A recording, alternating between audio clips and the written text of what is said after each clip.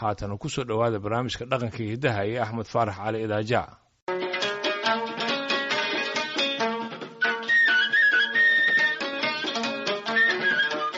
waa barnaamijkii dhaqanka iyo hiddaha ee laanta af soomaaliga ee VOA-da.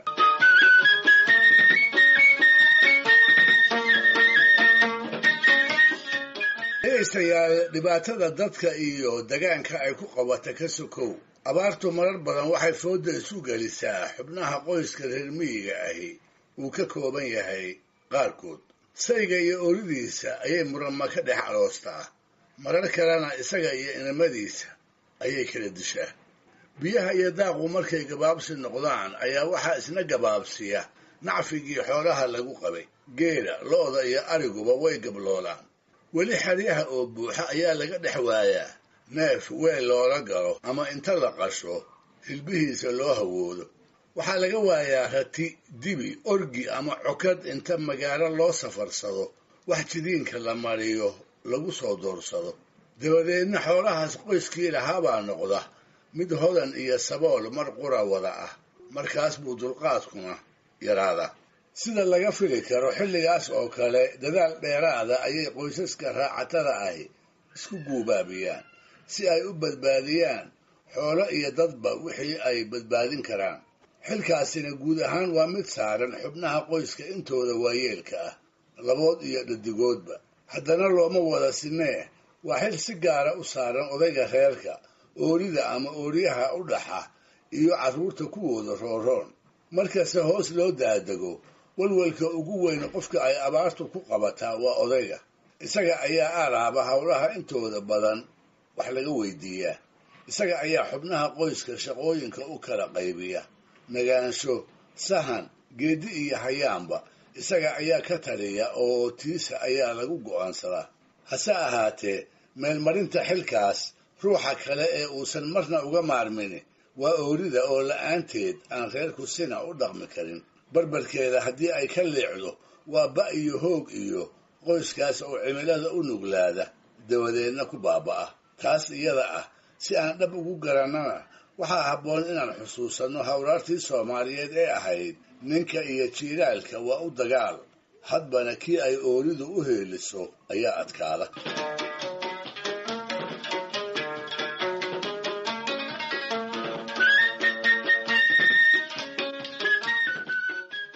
dabeecadda degaankooda ayaa soomaalidii hore waxay siisay aqoon dheer oo ku saabsan daryeelka xoolaha, sida dhulka meelaha ugu daaqa wanaagsan oo geela ama lo'da ama ariga u roon, ceelasha kuwa ugu biyaha fiican ee laga waraabiyo, cudurrada meesi walba ku dhaca iyo waxa lagula tacaalo.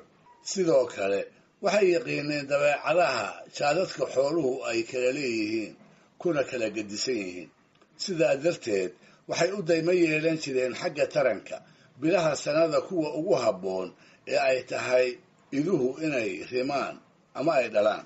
waxay waaye aragnimadu bartay inay nugul yihiin oo roobka suququlka ah iyo abaarta dheeraata toona aanay u adkaysan karin. iyaga oo sidaas ah ayay haddana ugu daran tahay haddii ay dhalaan xilli qallalan oo geed ay wax ka gooyaan iyo biyaba ma aragtay ay noqdaan. kolkaasoo iyaga iyo nayluhu ay tarab u le'daan inta xoolaha kale ay weli tugtug leeyihiin. taas baana sabab u ah xilliga guga in ay sumalka iyo sabeenaha kala ilaaliyaan. waa sababta ay u soo rogeen farsamada xamilka loo yaqaan ee xoolo raacatada soomaalidu ay hirgeliyeen. isaga oo dhadigoodka la daaqaya ama xerada kula jira waa farsamada sumalka looga hor joogsado goor u daran laxda iyo sameenta inuu rimiyo. waxayse xamilkaas ka furaan bilaha dayrta dhexdooda iyagoo maskaxda ku haya shinka iduhu inuu 5 bilood yahay. sidaa darteedna ay dhali doonaan bartamaha guga oo ah xilli roob badan iyo daaq wanaagsanba laga fisho.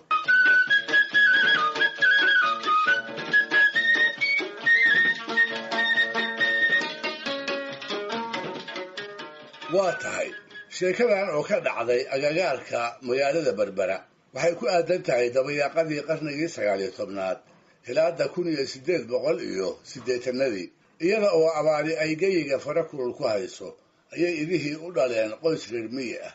sidaan soo sheegayna waxay ahayd goorta inay dhalaan meesigaas laga ilaaliyo. waxay ahayd cid qaawan iyo dayr baaqsatay.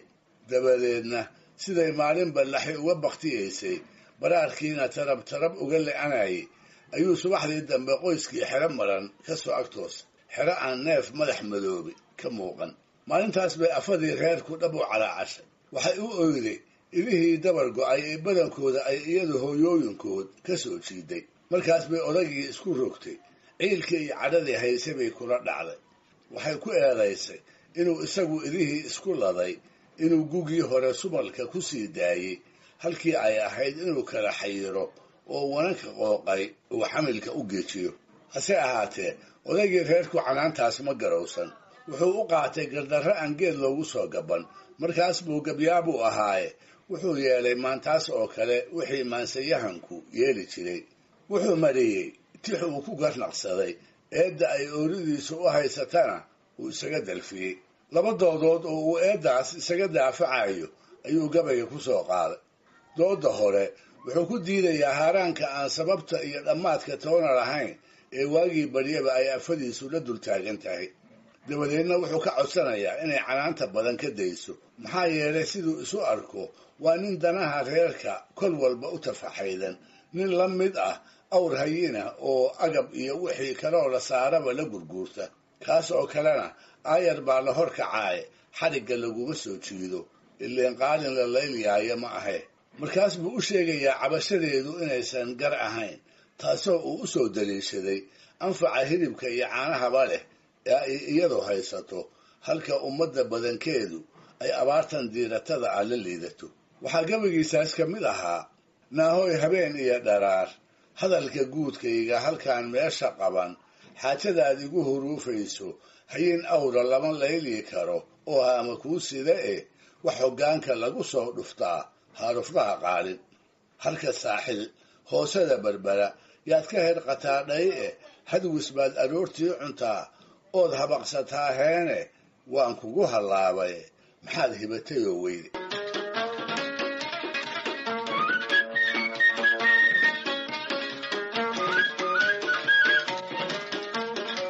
doodda labaad ee gabyaagu isku daafacayna waxay ku dhan tahay meedisyada uu tixda ku idleeyey oo ah qaybaheeda kuwa ugu culus.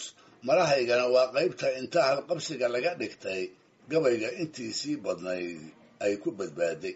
waa meedisyada uu kaga dabaaqtamaayo eeddii ahayd daryeelka idihii reerka inuu isagu isku laday, taasina ay baaba'ooda ku wacnayd. wuxuuse ku bilaabayaa su'aal uu afadiisa kaga naxsaday, su'aal la yaab leh oo aanay filayn.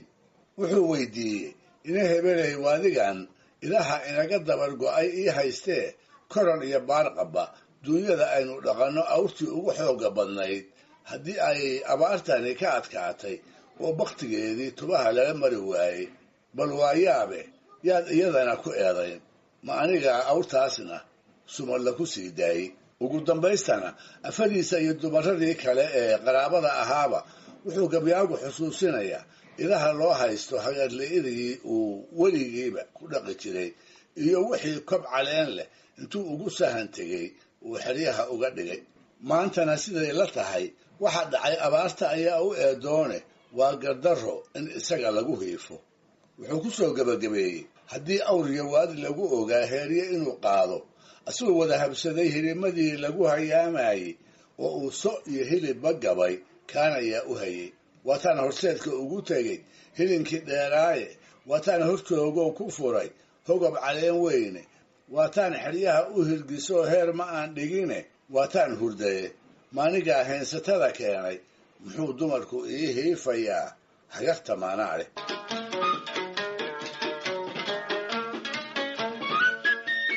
malaha dareente inaanan idiin sheegin gabyaagii tiriyey tixdan filka weyn ee aad maqasheen, sababtuna waxay tahay weliyayaashii nagu soo simay oo iyaga qudhooduba aan magaciisa garanayn.